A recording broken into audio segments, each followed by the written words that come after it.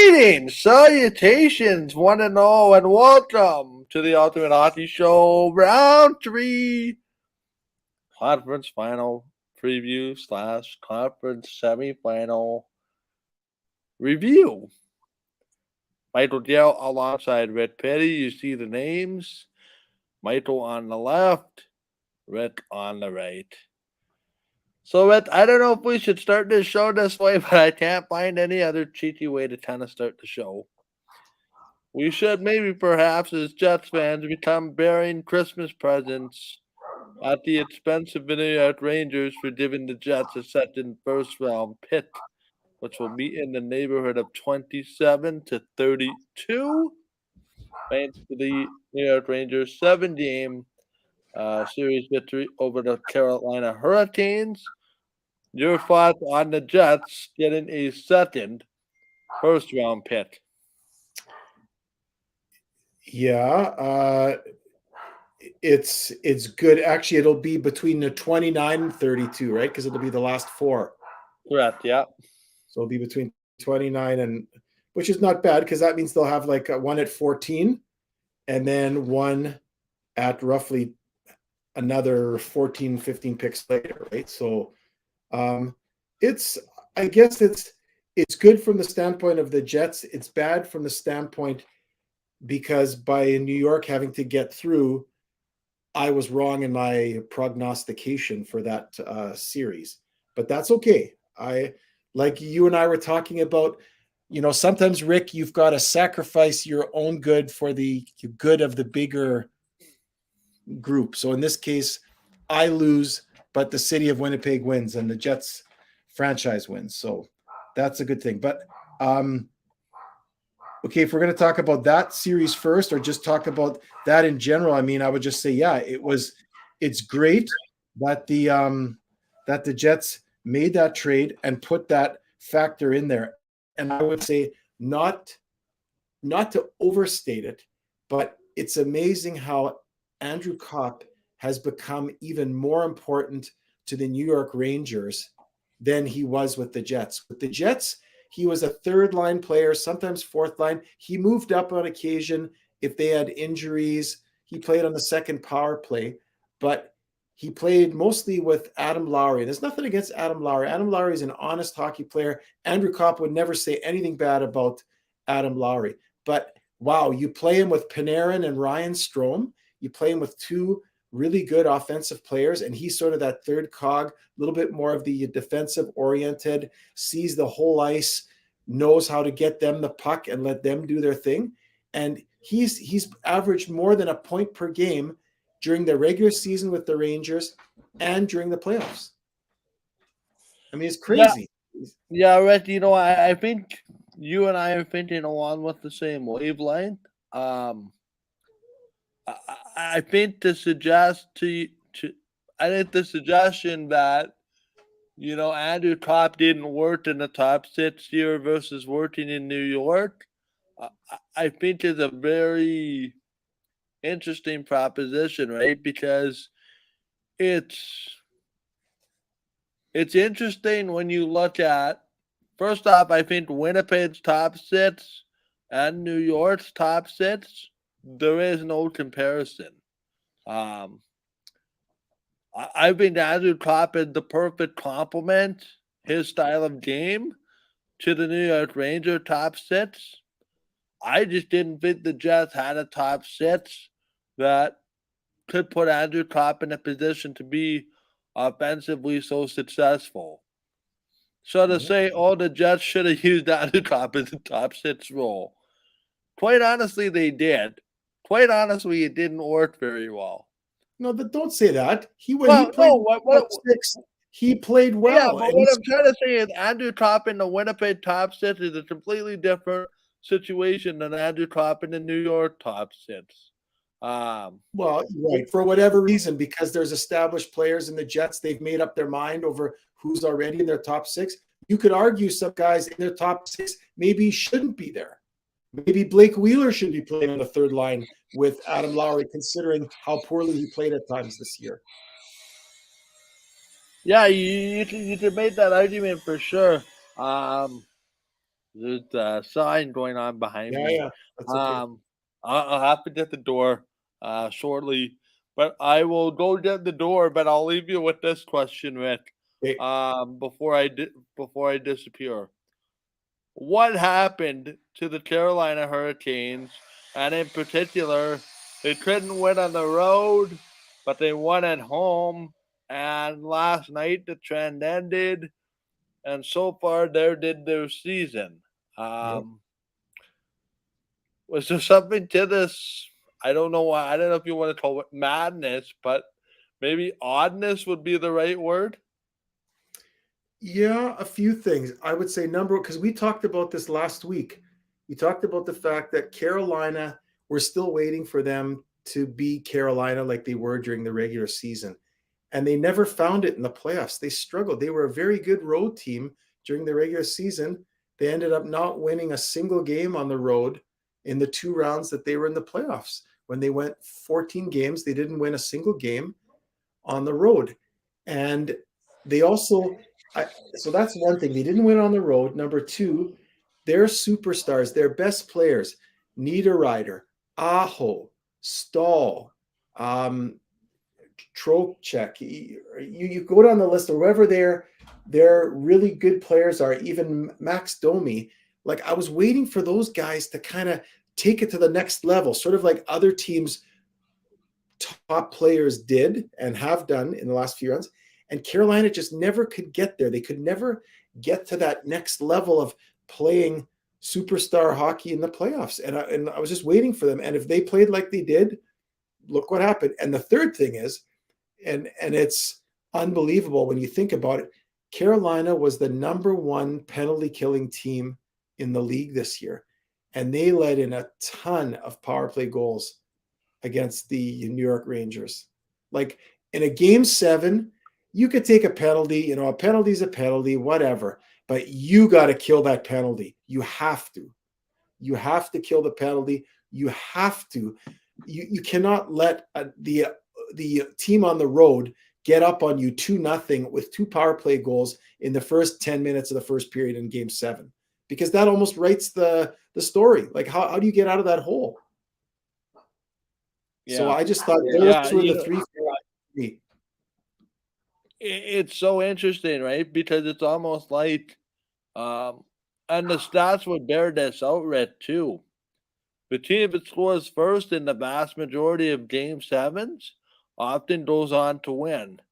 I think they showed it last night. It was 77% of the time in history. I think something in the Yeah, and 70s. that's really Team is first. interesting. Never mind the tune up in the game. Now of course it's interesting, right? Because Carolina goes 0 for 2 to start, and the Rangers go 2 for 2, and that's the difference. Quite honestly, Right there. um, it's interesting. Either Shesterkin, quite honestly, outdueled whoever Carolina had in net, whether it was Kolchenkin, Kolkozin or whatever his name is, Kolchenkov, or Ranta. And, either Shesterkin, when, the chips are all on the line and his team is facing elimination, all of a sudden they're 5-0, facing elimination, being down 3-1 to Pittsburgh. I remember people saying, "Oh, Shesterkin needs to be a better goalie." Well, he certainly was a better goalie than Tristan Jarry in the first round, and he was certainly better than anything Carolina could offer up when push came to shove. Um, but again, I don't want to.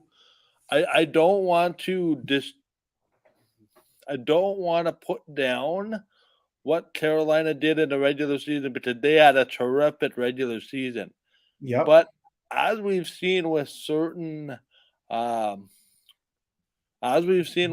teams, you can have regular season success, but it doesn't amount to playoff success. You can have regular season up and down and get it on the last day of the season type of thing and still be playing. So that whole the whole dynamic to me is very interesting, and Carolina is going to have interesting decisions to make. Uh, for me when it comes to the roster this year. Most notably in net, I think they let a guy walk in Alex Nedeljkovic, who I don't know about you, could have made a big impact as a backup for Freddie Anderson this year. Um, you know, you don't anticipate being down to two and in some cases three goalies, but you have to prepare for that eventuality. And I'm not saying it was all on the goaltending. They couldn't score a goal. The problem is when 20-year-old Seth Jarvis is one of your better players on a team like the Hurricanes throughout that playoff series, you got a problem. Aho, non-existent. Nitrous, non-existent. Ethan Bear, I mean, he was their prized acquisition from Edmonton. Didn't even see the ice in the series as a defenseman, and Rich, it's quite honestly amazing to me. I don't know if you watched the line sequencing in the third period, but Carolina down by two going to the third period, and you have the fourth line of Jordan Martinook taking on most of the ice time. Yep. To me, that's a big problem. No disrespect to the Hurricanes intended, but that's also a coach like Rob Brendamore trying to send a message to the rest of his team. But you can't have your fourth line as your primary line in the third period of a game 7. That's a really big problem. Yeah. Like I said, they are something happened to that team. I don't know what it is. Playing for Rod Brindamore, I don't think it's getting motivated. I'm not sure if they're fighting a bunch of injuries there or what. They lost Seth Jarvis to that huge hit from Jacob Trouba. That looked like a concussion there on the ice and knocked them into next week. And it was a good hit. There's nothing dirty about it, but he was one of their top offensive defensemen. But I just think they couldn't win on the road. They couldn't score early. They couldn't defend when they were on the penalty kill, and their superstars were not their best players, or their best players were not their best players, including goaltending. And you look at New York Rangers, their best players were their best players.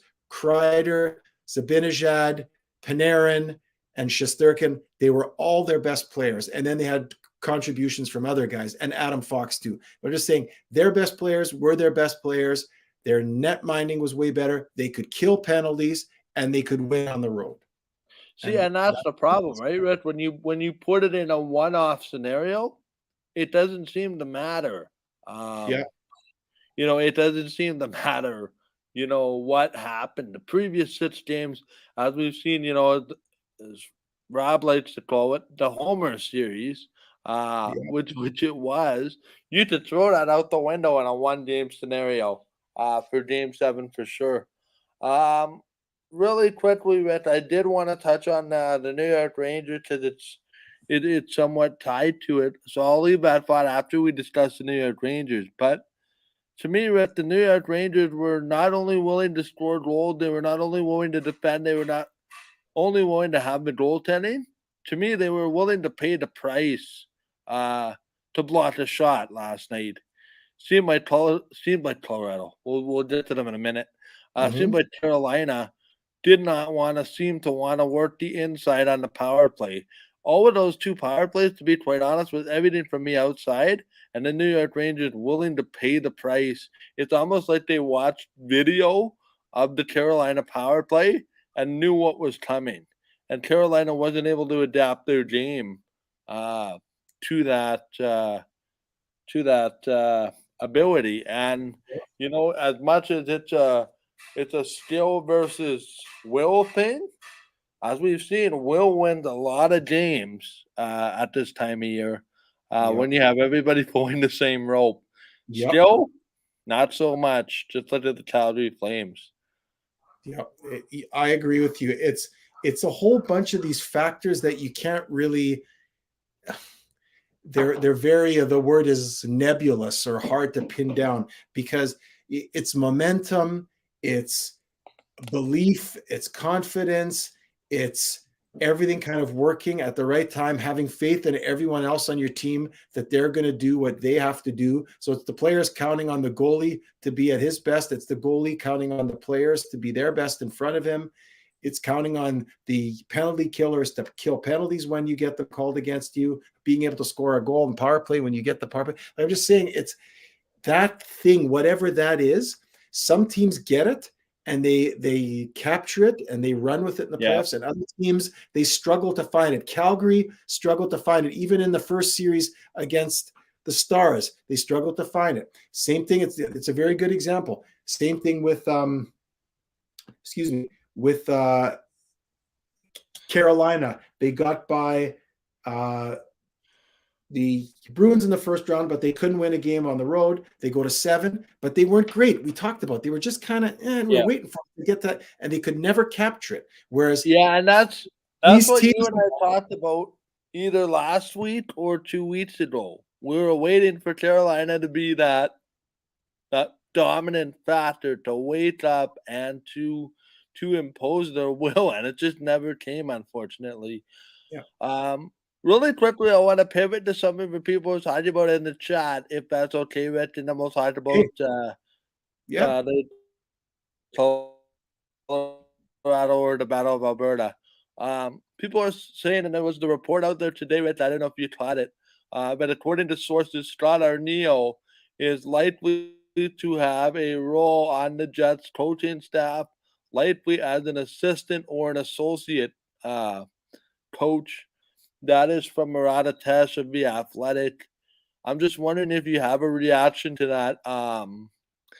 Christian was saying he just wanted our thoughts on the potential of Scott Arniel as an assistant / an associate coach in Winnipeg. And what is Scott Arniel doing right now? What is Scott Arniel doing right now? What is he doing? Who is he with right now? Like what was his job last season? I know he was with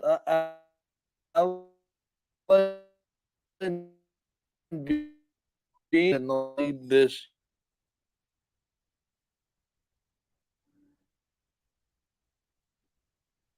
year. Maybe he might have been a thought on Scott Arniel in potentially in Winnipeg. Yeah, I don't have. See, I don't know his history. He's never been a head coach in the NHL, right? I know he's been an associate coach or assistant coach for a number of different teams and worked with some really good people. And I loved Scott Arniel as a Jet. I mean, he was in the era of Howard Chuck and Thomas Steen. He was on those teams back in the 80s and early 90s, and was a really good player, an honest player, sort of like an Adam Lowry, not quite maybe as tough, but a third line center and a checking center, very good defensively, could score the odd goal. But I liked him as a hockey player, never took a night off, honest, and was always like he never floated, honest hockey player. Those are the kind I really like, and I really, when I see them play, you kind of watch them to see how they move, what they do when they're on the ice. So I like that about Arniel. I'm just wondering, though, why you would, and again, maybe you're asking me this question. Now I'm going to put the question back on you. Yeah, because I have an answer for you, but I think we'll answer this question if it's coming. Okay, but here's my question to you. If you're the Jets and you've interviewed Barry Trotz, maybe some other coaches, including Scott Arniel, and you want Barry Trotz. Now, Barry Trotz has been interviewed by a lot of other teams. I've heard Las Vegas has interviewed him. Philadelphia has interviewed him. Maybe even there's one other team in there, maybe 2. And the Jets have interviewed him. Now, if you want Barry Trotz. You're going to talk to Dallas. Dallas, right. He went to Dallas, got interviewed by Dallas too. So there's 3 other teams plus the Jets. So 4 teams for sure. If you're Barry Trotz and you've got all these options and you're considering different things and where do you want to coach and the right scenario and the right circumstance, being put in the right position to win. That's what they talk about with players, being placed in the right position to win. So a coach too, he wants the right position to win. What is my team like? Are we in a rebuild phase? Are we very close to getting to that next step and being a playoff team? And when he looks at the Jets, why would Barry Trotz, I'm saying, why would you with the Jets and why would Barry Trotz come to a position where they've already said we've got an associate coach for you. Don't you think Barry Trotz, if he says, I want the Jet job, don't you think he would say, as part of this, if I'm going to do this with you guys, I want to pick my guys, the guys that I know I can coach with to make a winner here in Winnipeg. Now, that could be Scott Arniel. I don't know if you know Scott Arniel, but I'm just saying, why would this come out? Oh, Scott Arniel, he's not being considered for the head coach job. It's an associate job. Well, if I'm the new guy, why do I want you just kind of saying, oh, you have to take this guy too? Not that there's something wrong with Scott Arniel, but it just seems weird, doesn't it? Wouldn't you first get the head coach and then work with the head coach to find your assistants and your associates? Well, here's the interesting part. Scott Arniel has spent the last 4 seasons as an assistant coach with the Washington Capitals. Okay, it was the Capitals. Okay. So was he with the Capitals when Trotz was there? Yeah, he was there. He was with Elaine. He may have been. He also has 5 seasons, 2 of which is an associate coach with the New York Rangers and Alain Vigneault. Previous to that, 1 year in the AHL with the Chicago Wolves and a year and a half as head coach of the Columbus Blue Jackets prior to being fired halfway through the 2011-2012 season. Okay. So I don't know if there's the Arniel Trotz scenario going back to Washington. How much of this is a carrot to try to get Barry Trotz to come to Winnipeg and say, well, we're potentially hiring somebody that you've worked with before? Like, to me, I agree. Like, to me, there's a pecking order in the hockey business, and that's the owner, followed by the director of hockey operations, followed by the general manager, followed by the assistant general manager, followed by the head coach, followed by the associate coach, the assistants, the goalie coach, the video coach, etc., etc., etc. So to me, the hiring out of order doesn't make a whole lot of sense if you look at the chronological order in which prototypically they are going in. So to me, they've had discussions already and come to such a conclusion without having a head coach, which makes me wonder, are they further along the line of this hiring than we're led to believe? I don't know the answer to that. It's just, to me, it seems like a bomb in the middle of nowhere when you don't even know who the head coach is. And the phrasing is likely as an assistant or an associate coach. Okay. What that tells me is that if Barry Trotz doesn't want the job, does that mean that Scott Arniel becomes head coach? Or how does this work? Or do we have a situation of, we know we're getting Barry Trotz. Barry Trotz is going to be here a 5 or 6 year term. The agreement is he's going to be a coach for the first 3 years. Then he's going to move into upper management with the understanding that Scott Arniel becomes the coach in waiting. I don't know. There's a lot more questions with this than there are answers. I'm just spitballing right now. Well, that's crazy spitballing. You're going 5 years, 10 years down the road. Lots can change. If that's the case, why aren't we talking about Paul Maurice being in a management position with the Jets? So, yeah, it's just very interesting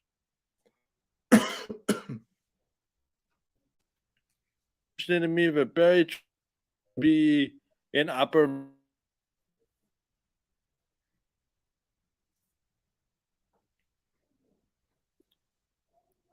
operations somewhere, and to me, Winnipeg is the only place that can seem on surface level to want to offer something like that. I don't know. It's just interesting to me that you made this proclamation about the reporting Scott Arniel before you made the decision on your head coach, and it's interesting. want to hire a head coach and say you have to work with this guy, because doesn't that narrow your scope and narrow your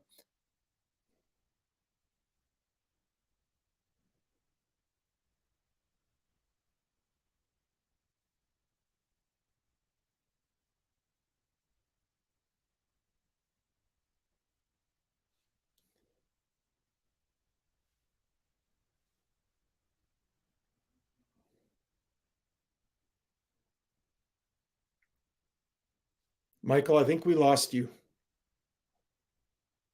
yeah, I'm here.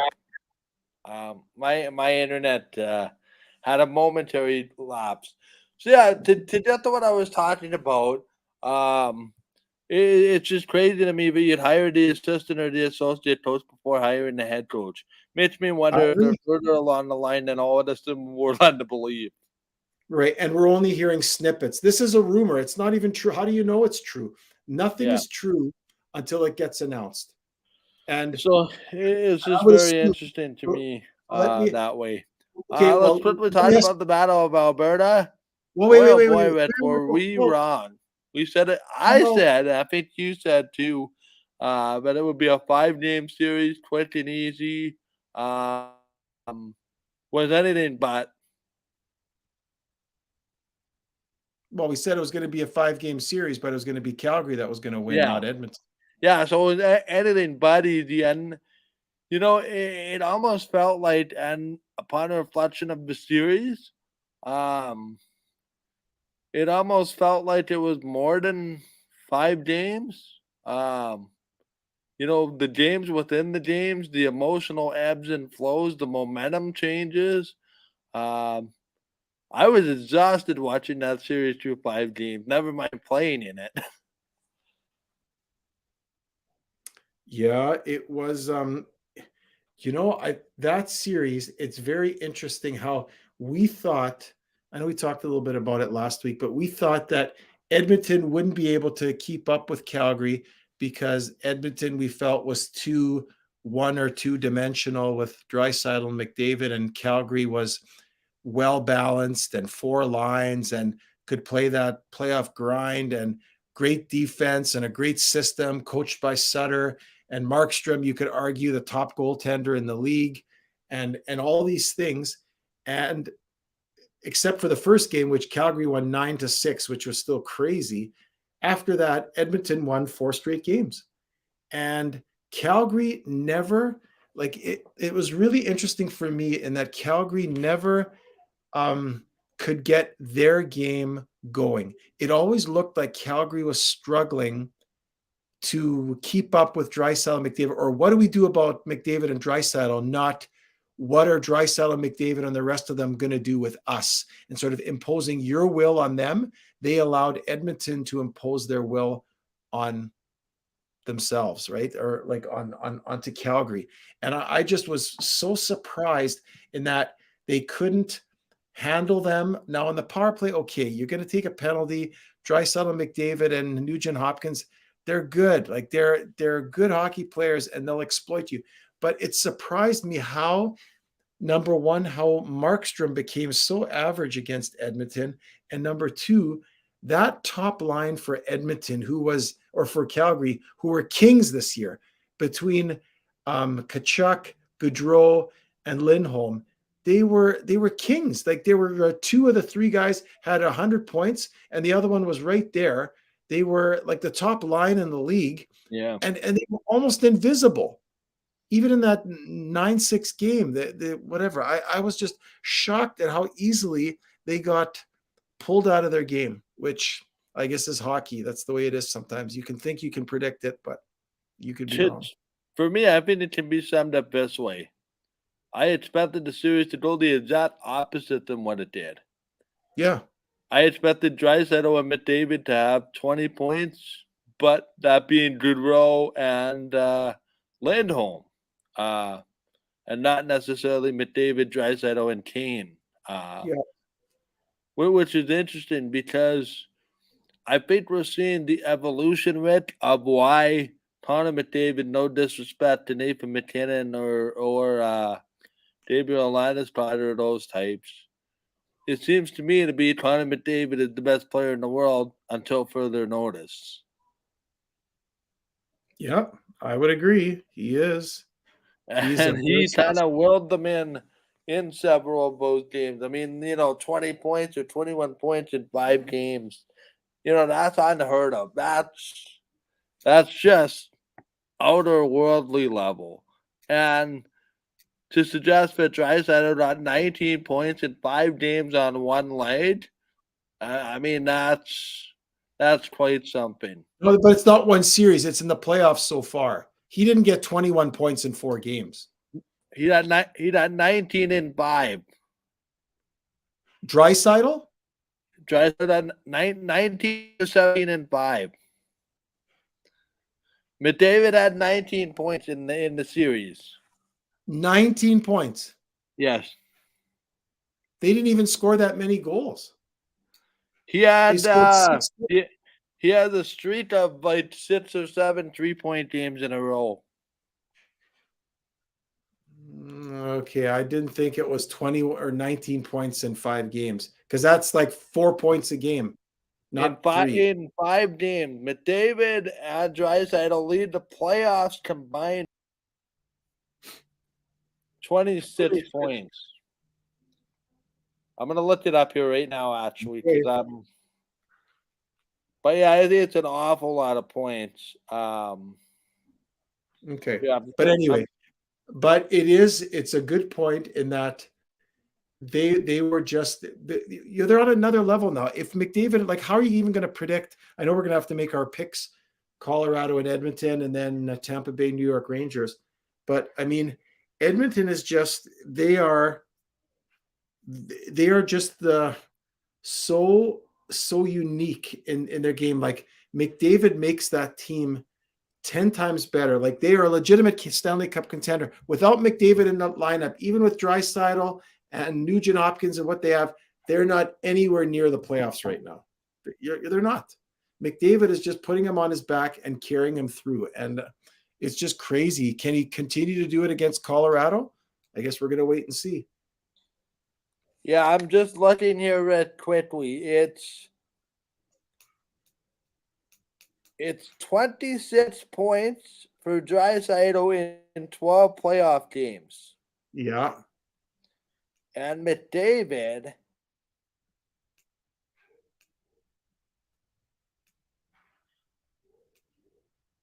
26 and 12. They're exactly the same. 26. He didn't have 19 points in this series. Give me 1 second. That means he only would have had 7 points against LA, and he had more than that against LA. He had 3, 4. No, he had. Give me 1 second. He had. Why can't I see it now? He had 1 point, 2 points, 3 points, 2 points, 4 points. That was just McDavid in the Calgary series. Draisaitl had. Give me a second. Draisaitl had 4 points, 3 points, 4 points, 2 points, 2 points, 3 points.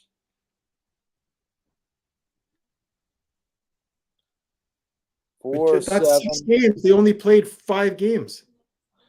He had 4 assists, 3 assists, 4 assists, 1 goal, 2 assists, 1 goal, 2 assists. Okay, 4, that's 10, 16. It's not 21. It's 20. Oh, maybe that was playoffs. 21. That's what I'm telling you. See, you're counting too far. I'm telling you, 21 points is for all. Sorry, 26 points in 12 playoff games. Correct. But that's not 21 in the second round. McDavid did not have 21 in the second round. No. He had. Anyway. I'm going to give the actual number. Okay, then I will keep talking. I wanted to talk too about St. Louis and Colorado. That was another really great series. Yep. And St. Louis pushed Colorado right to the limit, not to 7 games quite, but but pushed them hard. And considering how, like, St. Louis doesn't, you could argue St. Louis doesn't have any one big superstar. You could say maybe Ryan O'Reilly, but they have a lot of very good players. Ryan O'Reilly, David Perron, Robert Thomas, Vladimir Tarasenko. Like, they got lots of depth, lots of very good players, and they just play a certain style, and they play very well defensively, and they pushed Colorado. They were physical. They skated with Colorado, and Colorado still prevailed. It's amazing to me. And I don't know that Edmonton has the same depth on 4 lines as Colorado does. I could be wrong, but I still keep thinking that eventually Edmonton's Edmonton's lack of depth across multiple lines is eventually going to get caught up to them at some point. But could be wrong. McDavid and Draisaitl could drag this team all the way to the Stanley Cup. I guess it's possible, but Yeah, it's 16 points for McDavid in 7 games against LA. And 10, 1, 3, 6, 8, 11 in the 11 and 5. So my bad. Yeah, it's 11 and 5 and 26 minus 11 and 7. Yeah, so it's 27 and 12. 26 and 12. 26 and 12, okay. Maybe I was reading the combined scores, but probably.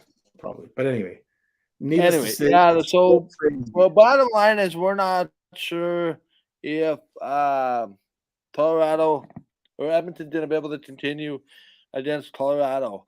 The only other counterpoint I would have it at is Edmonton has not seen a team like Colorado. Colorado's not seen a team like Edmonton. So, I was having this discussion with Rob, and he kind of hints at it here in chat message, and he says Edmonton's going to have to find secondary scoring if we want to beat the Avs. Because if the Avs shut those two down, they're basically forcing them to get goals from elsewhere. The other thing is they could add a guy by the name of the guy from St. Andrews there, Darren Helm, on the 4th line. And Helm put the game winning goal in with 5 seconds left. So Colorado's had some injuries, but they've been able to overcome that. And the key is going to be for Edmonton to find some scoring and then shut down Colorado, and yet continue to get the same type of goaltending that they're getting from Mike Smith. I got something else for you to look up while I'm going to put out a nugget here. Can you find out what the season series record is of Colorado versus Edmonton? I know that Rangers and Tampa Bay straight up. Rangers won all 3 games this year against Tampa Bay. Yeah, I'll look it up. So are you making a pick for this series? Well, we're going to have to eventually. We only have roughly 20 minutes left of the show, so we better eventually start. See the series there, it says was 2-1 Colorado. Okay. And then in New York, Tampa Bay was 3-0 on Rangers. Yeah. So, but that says something. Really quickly, Rick, what did you think of Nazem Kadri, Jordan Binnington? I know we scratched the surface of it last week on the show. Today, Jordan Binnington admitted in the media that he threw the water bottle at Nazem Kadri. What did you think of that whole scenario, notwithstanding the whole situation with the fans? No, I haven't changed my mind on it. I thought that it was not a hockey play. Kadri knew exactly what he was doing, and he pushed the St. Louis defender into Binnington and ran at the goalie without intention to stop, with the purpose of running into him. Now, whether you say that's to injure him or not, I don't know. I don't know that side. But when you look at the play, that's not a guy going to the net to say, I want to score a goal. It's a guy saying, I want to cause trouble in front of the net, because his stick wasn't even on the ice. His stick was up high and he was wrestling with the defender as he pushed the defender into Binnington. So to me, it's not a hockey play like you hear from some people. It's Yeah. Nazem Kadri being Nazem Kadri. Surprise, surprise. I mean, Yeah, I don't know. I see it both ways even today. Looking at it again. Um, okay. it doesn't help that Kadri has that reputation. No. For sure. Um, what do you think? And I don't want to get too far in the weeds here, but the Nazem Kadri Evander Kane matchup seems pretty spicy when it comes to both players' track records of the past and the ability that they're probably going to have a head-to-head matchup. Kane was up against Matthew Tkachuk a lot in the last round. Mastered that pretty efficiently, I would suggest. Mhm. Do we have an idea on what the value of a player like Evander Kane is? You know what? Evander Kane is, there's no secret to Evander Kane in terms of what he is as a hockey player. He is a tough, hard nosed, he goes to the dirty areas, and he's got talent to score. He's got a good shot and he's got speed. So he could play, to play with McDavid, it's not just being shifty and, oh, you have to read off of him, whatever. It's not hard. Playing with Connor McDavid is not hard. You know what you do? You get him the puck and you go to the net with the stick on the ice and you give him an option for a pass and he'll find a way. And if he doesn't, you keep looking and you keep finding him pucks and when they get shot in the corner, you dig him out, you get him back to him and you work for him and you go to the net with your stick on the ice. And, you could say what you want about Evander Kane. I mean, I've sometimes wondered like his personality and just why he's the way he is, but, not everybody's the same as you and I, and how you think is not the same as everybody else. But in terms of a hockey player, Evander Kane brings value to his team. You need guys that are going to be tough, that are going to go to the net and score goals on deflections and in front of the net on rebounds and banging in shots. And in this case, playing with McDavid, McDavid needs somebody who's going to go hard to the net and can skate fast enough to get there at the same time he does. And Evander Kane, even now in his early 30s, is able to do that. And they have to pay nothing for him. They have to trade away nothing to get him. Literally nothing. So he's been Less than $1 million. It's like 750. well, that's the price for his salary. But I'm saying even trading, they didn't have to trade away a first round draft pick or something to get him. San Jose just wanted to get rid of him. And so I just think Evander Kane, he has been a huge factor for Edmonton. Everybody says, oh, Zach Hyman. Zach Hyman was a good signing. But those two guys, they're two gritty, tough wingers, hard guys to play against, big and tough.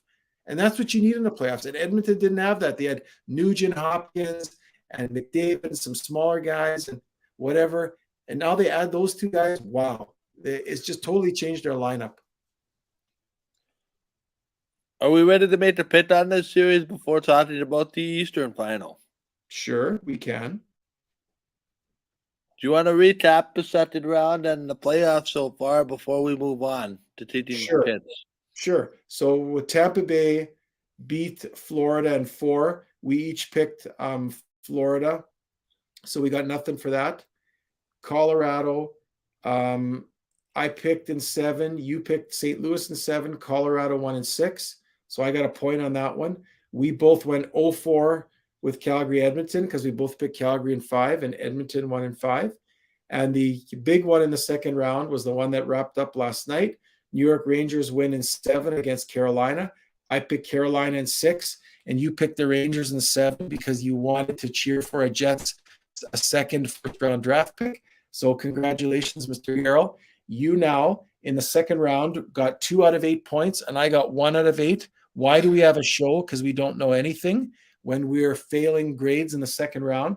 But now, after 2 rounds, you are at 11 points, and I'm at 9. So you're up 2 points with 2 rounds to go and not a lot of points left to get caught up on. So I'm in a tough spot. You did well in that second round picking the Rangers.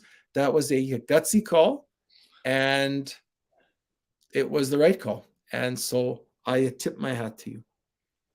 Yeah, I'm already getting charaded in which direction I should go. Okay. Thank you, Eric. Who do you want to go first, Red? Well, okay. Are we going to do Colorado Edmonton first? Yeah, we'll do Colorado Edmonton, and we'll discuss the East. Okay, so you're right. I like this series. People have been talking already. McDavid and McKinnon, the 2 Macs go at each other, the 2 big Macs. And I see it as more than that. I think these are, you could argue, are 2 of the 3 best players in the league. You could maybe put Draisaitl up there. You could maybe put Kucherov and maybe Sidney Crosby. Those are your top 5. Maybe Victor Hedman as the top defenseman. But so you've got 2 very good hockey players here matched up against each other, and with no disrespect to Draisaitl. But I think it's going to be more than that. I think it's going to be the other parts of the teams. I think for Edmonton to do well, it's got to be beyond Draisaitl, McDavid. It's got to be Nugent Hopkins, Hyman, Nurse, Warren Foegele. Warren Foegele even getting a goal or 2. And Mike Smith now has to raise his game to the next level to be even better than he was against Calgary. He can't afford to let in a goal like he did to Rasmus Anderson there. He just can't. I mean, I don't know that Edmonton's going to be able to outscore all their problems now against Colorado, because Colorado, I would argue, is better than Calgary. And so I think on the same side for Colorado, I think it's going to be more than McKinnon. I think we got to look for more from Landeskog and Rantanen. I think they've been a little bit quiet. I think we need to see more from Nazem Kadri, and even Cale Makar has got to bring his game up to the next level. And then there are goaltending with Kemper. This is a very interesting series. Kemper and Smith, 2 guys that haven't really led their team to the third round the way that you could argue Shesterkin and Vasilevsky have with their teams in the East. These 2 guys are almost an afterthought. Like, who do we have in net? Well, we got somebody. Hopefully he'll be good enough, right? That's how they're kind of looking at Kemper and at Smith. So whoever's better out of that matchup, I think, too, could be a huge factor in this series. So I like this series. I think it's going to be very good hockey. I don't know who's going to win. I'm going to make a prediction, but it's going to be very good hockey. How about for you? How do you see it? I see it much the same way. I'm waiting for your pick. Okay. I am picking Colorado in 7. In 7? Yeah. Okay. I just want to make sure I heard you right. I like everything about Edmonton, but they haven't seen the team that Colorado is. Colorado's proven me wrong for 2 rounds. You ain't fool me once, okay. Fool me twice, okay. You're not fooling me a 3rd time. I'm getting on this Avalanche bandwagon, but I am cheering for the Oilers. I'm the one. Colorado in 6. Okay. And for Edmonton to have any kind of shot in my mind, they have to win one of these 2 games in Denver, one of the first 2. One of the first 2. Okay. How do you see this this Tampa New York Rangers series? Wow. I see it kind of the exact opposite, right? You'd have the 2 unproven netminders versus probably the two best or two of the top five goalies in the world, in Shesterkin and Vasilevsky. I see a lot of Vasilevsky in Shesterkin, which is amazing. Maybe they have the same goalie trainer. Um, to me, this is a very interesting series because, to be blunt, I didn't have Tampa here. Um, Tampa deserves to be here, but the Rangers win the season series the way they did. There seems to be something to say about Tampa's experience um, being here now again. Um, I didn't. Tampa hasn't seen a team since Toronto that's as deep as the Rangers. The Rangers do not have the playoff experience that Tampa has, other than what they have in the first two rounds. To me, this becomes Jacob Trouba against Victor Hedman. This becomes Adam Fox and Victor Hedman. Um, to me, this is going to go one of two ways.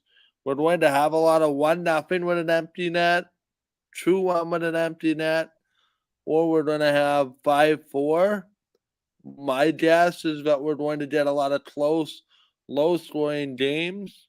To be honest, I think the Rangers have seen a lot of what they're going to see with Tampa against Carolina.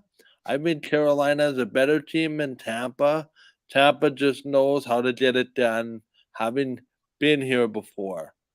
I just don't know if the magic carpet ride is going to end. Patrick Maroon's won something like 12 or 13 series in a row, which is just remarkable. Um, I don't know. I'm really intrigued by this series. Um, and let's see how this shapes down. How do you see it? Yeah, but now you have to pick first this time, don't you? Yeah, I know. As much as I love everything that the Rangers stand for, been fooled twice already here too. I'm on Tampa and 7 over the New York Rangers, and Vasilevsky slams the door shut. Okay, Tampa Bay in 7. Okay. Okay, I see this series very similar to you. Tampa Bay and New York Rangers, you're right, have two of the best goalies in the world. So it's going to be two goalies against each other that are great and proven versus two that are somewhat unproven in the playoffs, even though they're veterans in the other series. So I think you're right. I think this series could be much more defensive and could be which team finds the hole in the other team's defense and in their netminder and whatever. But I agree with you. Tampa Bay, what they did to Florida, I was shocked. I mean, you and I picked Florida, and Tampa Bay manhandled them in 4 games and made Tampa Bay look like, you know, this is the President's Trophy winning team, and made them look like a minor league team. Like Florida didn't get anything going. They couldn't score goals. They couldn't penetrate Tampa Bay's defensive structure or Vasilevsky. And Victor Hedman plays half the game, and it's hard to play against Victor Hedman. He's a smart player, very smart defensively, and I don't know how New York Rangers are going to figure it out if Florida didn't figure it out. So for me, I like Tampa Bay in this series too. I wrote this down before you even said what you said for both of them, but I like Tampa Bay, even though the Rangers are gonna push them around and they're gonna make them work much harder than Tampa Bay had to work against Florida. New York Rangers are a good hockey team. I think this is going to be Tampa Bay still. I agree with you, but I got Tampa Bay in 6 games. So you have Tampa Bay in 7. I have Tampa Bay in 6. And we also picked Colorado over Edmonton, but I have Colorado in 7 and you have Colorado in 6.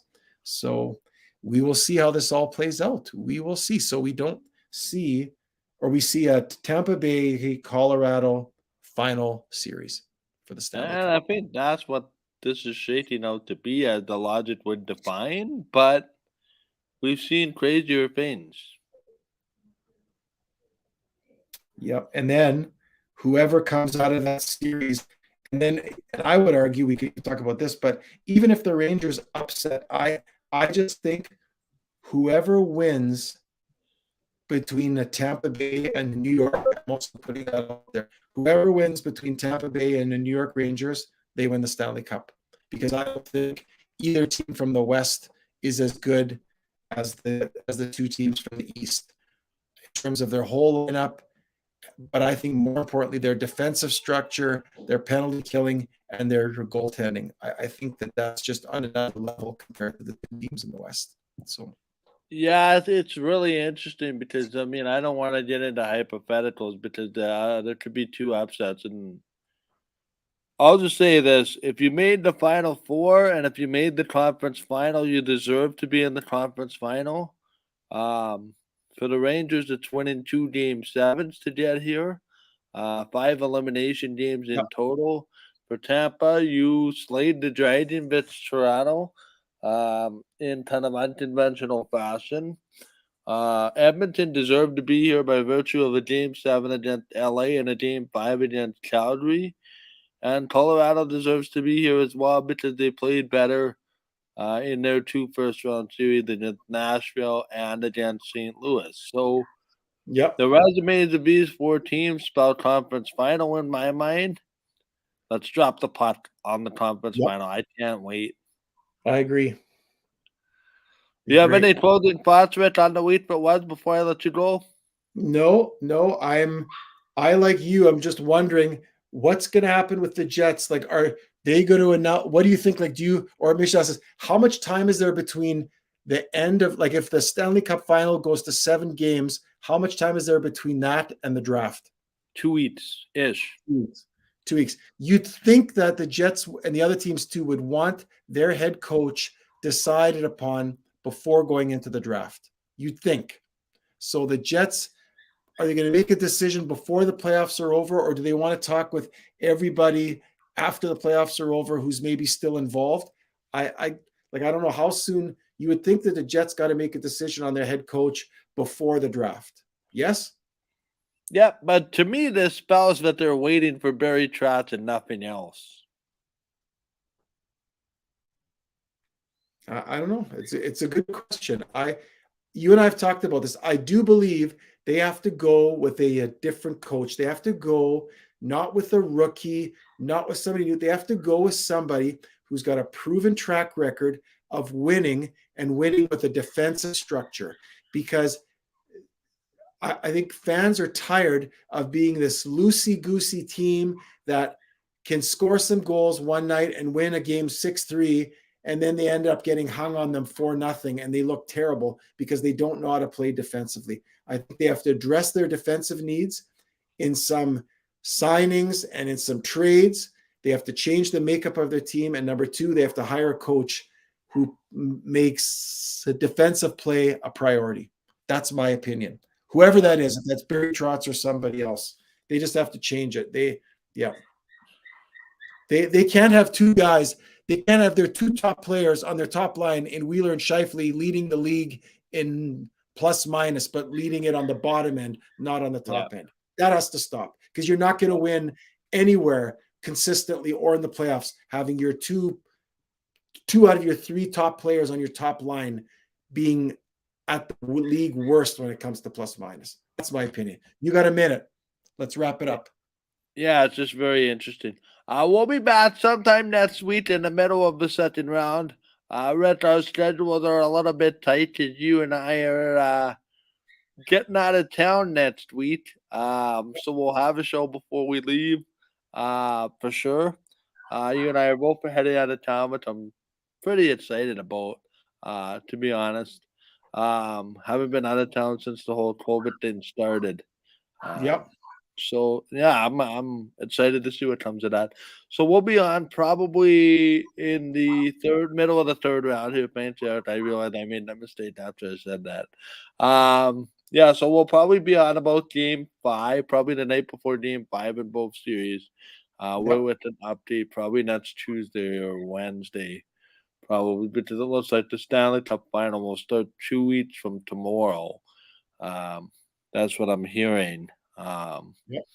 Sounds with good. Game 7's 2 weeks to Monday, so that made sense. Yep. For sure.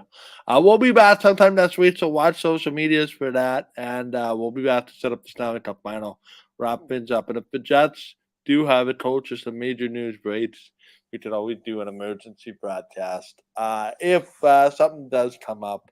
But again, I don't anticipate that happening. Uh, Maybe between the third round and the Stanley Cup final. Really quickly, Rhett, this just popped into my head here as we're signing off. Today is May 31st. 11 years ago, the Jets were announced as coming back as the relocated franchise from Atlanta. What do you remember about that day? I was stunned and I was happy. I remembered we already knew there were rumblings that this was happening. So I knew actually because I have some friends that are kind of were involved with the Manitoba Moose and were kind of hinting that this was happening. So, but even though I heard the hints of it and that it was going to happen, I was still stunned, but I was very happy. And the last 11 years has been great. I mean, for me, and for I would say most Winnipeg people, even with the ups and downs of the Jets, and you can't win the Stanley Cup every year. You got 32 teams in the league, whatever. So you follow your team and you enjoy watching hockey. But it's so much greater to watch hockey having a team in your hometown that's in the hunt, that's in the game every year. So for me, I've enjoyed the last 11 years tremendously. I've enjoyed buying new Winnipeg Jet swag here whenever I can. See, this is actually a good one. Here, look at this shirt. I didn't even realize that. I put on 2011. Yeah. This is a sort of a tribute to when the Jets first came. It's an old t-shirt. I bought it actually probably 10 or 11 years ago. So it's got holes in it already. Already a ratty shirt, but yeah, it's been good. It all works, right? May 31st, we all know where we were. I was having a little bit of a powwow upstairs at home, excited, listening to the announcement. Yeah. Um, But it's finally been good. happy that the rumors weren't just rumors. Yeah, it's been good for Winnipeg and it's been good for the NHL. The NHL needs more teams, not necessarily that are, that sell out 30,000 people a game. That's not going to happen, but teams that are in cities where fans care about the game and get behind the team, good or bad. And Winnipeg is one of those franchises. You don't have to worry about the Jets. They have a good ownership, good fans, they have a good rink, and it's a great thing when the league has other things, the problems in other cities like Arizona. It's great to have a city like Winnipeg where they don't have to worry about. So yeah, it's great. Hopefully we'll see another 11 years before we have any other troubles or any problems. So, and maybe even it's the Stanley Cup final in the next 11 years. Who knows? Yep. I would love that so much. Yep. I think I took that run in 2018. Thank you, Red, for coming. I appreciate it. We'll see you next week. Okay. All right, for Red Petty, this is Michael John saying thank you very much. And we will talk to you next week. Goodbye from Winnipeg.